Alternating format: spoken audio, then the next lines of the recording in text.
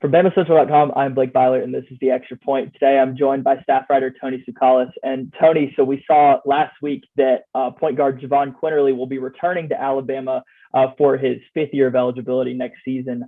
So what kind of impact do you think his return is going to bring to an Alabama roster that's going to see a lot of new faces next season?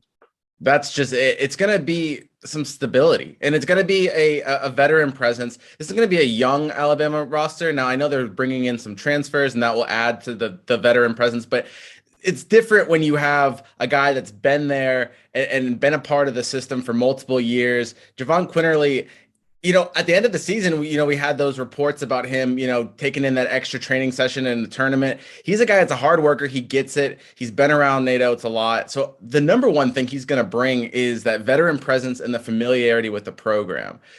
He's a guy that's probably not going to be basketball ready, I would say, until, maybe, if they're lucky at the beginning of SEC play. He's going to be somebody that's going to hit in the later part of the season.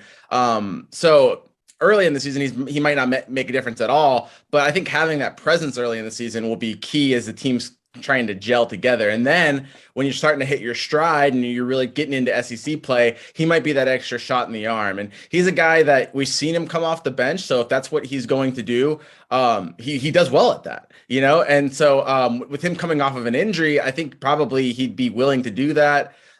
He's had a good attitude about that in the past. So, man, having a guy like that in the stretch run of your SEC season, coming off the bench, providing veteran leadership, I think Alabama needs that. I think without a Jahvon Quinerly, you look at this team and you'd say, man, there's absolutely no, returning presence in the backcourt. I know you have Nimari Burnett, but he didn't play last year. He doesn't really know what it's like playing in this Nate Oates system. So I think it's key. Obviously, it's going to take a while before you see it on the court with the new team, what his impact will be, but we already know the kind of player he is, and I think he's going to provide a really great presence to this team.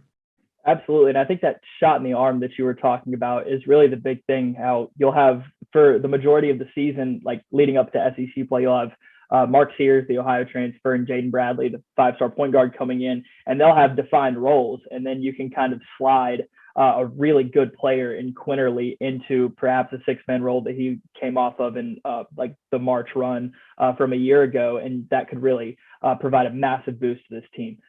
So I think that's going to do it for today. Once again, I'm Blake Byler, and this is The Extra Point.